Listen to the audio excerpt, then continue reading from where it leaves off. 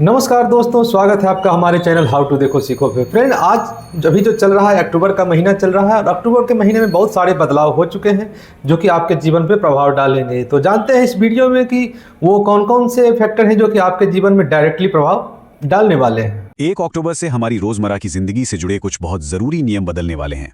मतलब digital payment से लेकर ट्रेन के सफर और यहां तक कि हमारी बचत तक सब पर असर पड़ेगा। तो चलिए एक एक करके समझते हैं कि यह बदलाव आखिर हैं क्या और इनसे हमारी जिंदगी कैसे बदलने वाली है। अब ये सवाल पूछना इसलिए जरूरी है क्योंकि ये सिर्फ नियम नहीं है, इनका सीधा कनेक्शन हमारे पैसे और हमारे समय से है। तो जरा सोचिए, क्या हम सब इन नए बदलावों के लिए सच में तैयार हैं? आज हम बात करेंगे हमारी डिजिटल दुनिया में क्या नया हो रहा है, फिर समझेंगे रेलवे का एक बड़ा नियम। इसके बाद देखेंगे कि हमारे पैसे और पहचान से जुड़े कौन से अपडेट्स हैं, और हाँ, आखिर में सबसे काम की बातें भी जानेंगे। तो चलिए सबसे पहले बात करते हैं उस चीज की जिसे हम और आप हर रोज इस्तेमाल करते हैं, यूपीआई पेमेंट्स। यहां एक बहुत बड़ा अपडेट आया है जो करोड़ों लोगों के लेन देन करने का तरीका बदल देगा।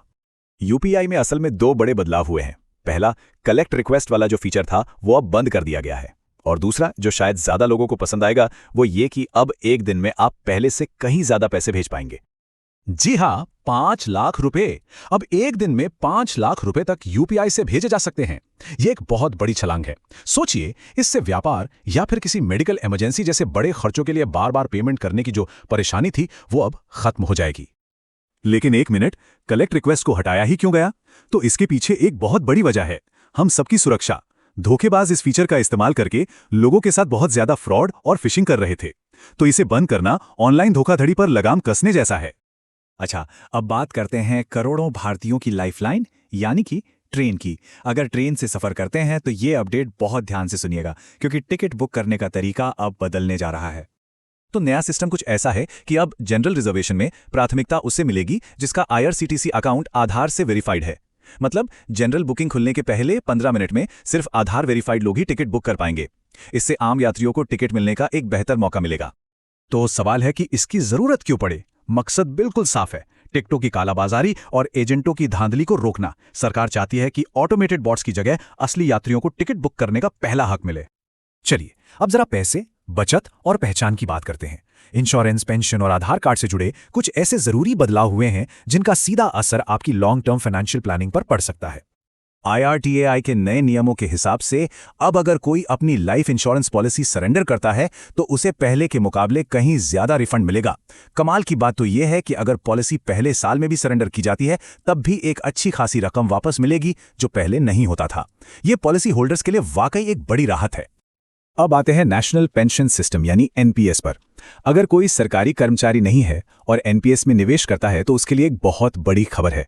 अब अगर कोई चाहे तो अपने पेंशन फंड का पूरा 100% हिस्सा सीधे शेयर बाजार में लगा सकता है। हाँ, ये सच है कि इसमें रिटर्न की संभावना ज्यादा है, पर यह भी याद रखना होगा कि जोखिम भी उतना ही ज्यादा है।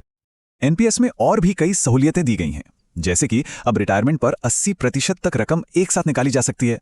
साथ ही अब एक ही पेंशन अकाउंट नंबर यानी प्रान से कई स्कीमें मैनेज करना आसान हो जाएगा। हाँ, एक बात और, मिनिमम मंथली कॉन्ट्रीब्यूशन अब बढ़ाकर 1000 रुपये कर दिया गया है।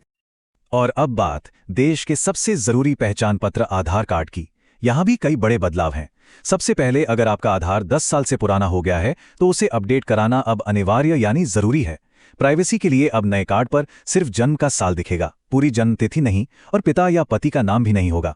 और हाँ, जानकारी या बायोमेट्रिक अपडेट कराने के लिए अब नए चार्ज भी लगेंगे। तो इतनी सारी जानकारी के बाद वो कौन सी सबसे जरूरी बातें हैं जिन्हें बिल्कुल भी नहीं भूलना है? चलिए फटाफट एक नजर डाल लेते हैं।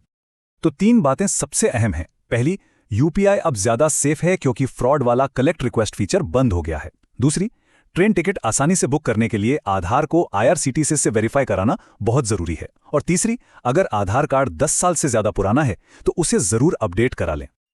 और आखिर में एक बड़ा सवाल, ये सारे बदलाव हमें एक ज्यादा डिजिटल इंडिया की तरफ तो ले जा रहे हैं, पर क्या ये डिजिटल इंडिया हमारे जीवन को सच में आसान बना रहा है, या फिर ये नियमों की एक नई उलझन पैदा कर रहा है? इसका जवाब तो शायद हमें आने वाला वक्त ही देगा।